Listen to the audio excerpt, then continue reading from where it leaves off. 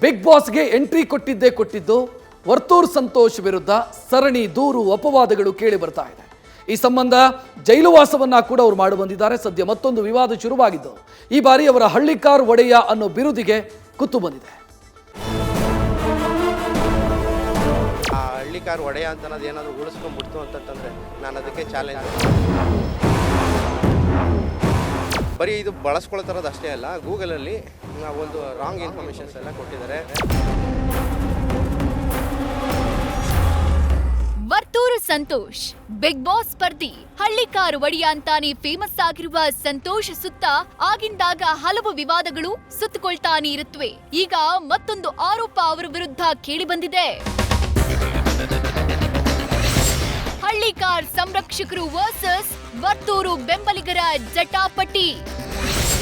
ಹಳ್ಳಿಕಾರ್ ಒಡೆಯ ವಿರುದ್ಧಿಗೆ ಸಿಡಿದೆದ್ದ ಹಳ್ಳಿಕಾರ್ ಸಂರಕ್ಷಕರು. ಮತ್ತೆ ವಿವಾದದ ಸುಳಿಯಲ್ಲಿ ಹಳ್ಳಿಕಾರ್ ಒಡೆಯ ವರ್ತೂರು ಸಂತೋಷ್ ಸಿಲುಕೊಂಡಿದ್ದಾರೆ. ವರ್ತೂರ್ ವಿರುದ್ಧ ಹಳ್ಳಿಕಾರ್ ತಳಿಯ ಸಂರಕ್ಷಕರು ಸಿಡಿದೆದ್ದಿದ್ದು ಹಳ್ಳಿಕಾರ್ ಒಡೆಯ ವಿರುದ್ಧಿಗೆ ವಿರೋಧ ವ್ಯಕ್ತಪಡಿಸುತ್ತಿದ್ದಾರೆ. ಮಾತ್ರವಲ್ಲದೆ ವರ್ತೂರು ಸಂತೋಷ್ ವಿರುದ್ಧ ಕಾನೂನು ಸಮರಕ್ಕೆ ಸಜ್ಜಾಗಿದ್ದಾರೆ. ಬಹಿರಂಗ ಚರ್ಚೆಗೂ ಆಹ್ವಾನಿಸಿದ್ದಾರೆ. ಹಳ್ಳಿಕಾರ್ ಸಂರಕ್ಷಕರು ಹಾಗೂ ವರ್ತೂರು ಬೆಂಬಲಿಗರ ಜಟಾಪಟಿ ಮತ್ತೆ ಮುನ್ನೆಲೆಗೆ ಬಂದಿದೆ.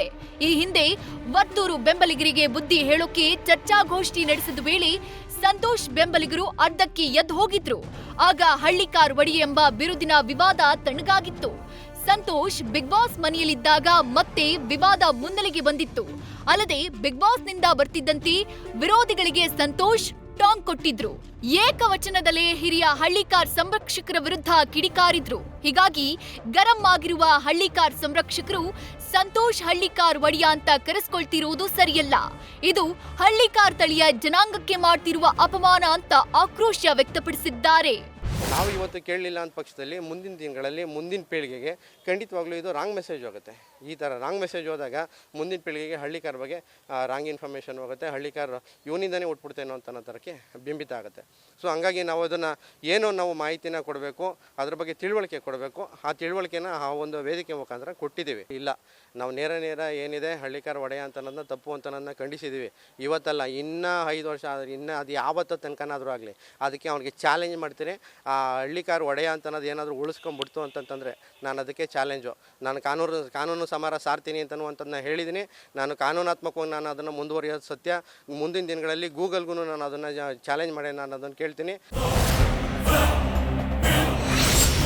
ಸಂತೋಷ್ ಗೂಗಲ್ ವಿರುದ್ಧವೂ ಕಾನೂನಾತ್ಮಕ ಹೋರಾಟ. ಇನ್ನು ಗೂಗಲ್ನಲ್ಲೂ chairman of all India Hallikar conservation ಅಂತ ವರ್ತೂರು ಸಂತೋಷ್ ತಪ್ಪು ಸಂದೇಶ ನೀಡಿದ್ದಾರಂತೆ. ಅಲ್ಲದೆ ಸಂತೋಷ್ರಿಂದಲೇ ಹಳ್ಳಿಕಾರ್ ತಳಿ ಹುಟ್ಟಿದ್ದು ಎಂದು ಬಿಂಬಿಸಲಾಗಿದೆ.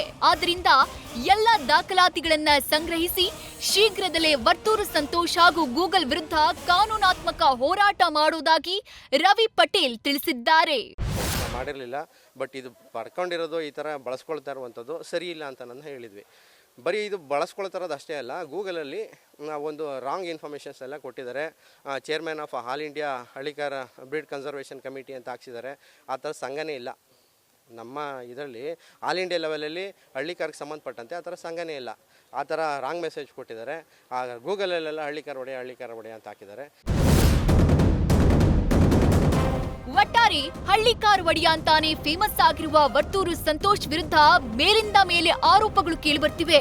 ಈಗ ಹಳ್ಳಿಕಾರ್ ಅನ್ನೋ ಅವರ ವಿರುದ್ಧಿಗೆ ಕುತ್ತು ಬಂದಿದ್ದು, ಇದಕ್ಕೆ ಸಂತೋಷ್ ಹೇಗೆ ಪ್ರತಿಕ್ರಿಯಿಸುತ್ತಾರೋ ಕಾದು ನೋಡಬೇಕಿದೆ. Nandish, news first, Mandya. News first ನಿರ್ಭೀತಿಯಿಂದ ನಿಮ್ಮ ಪರವಾಗಿ.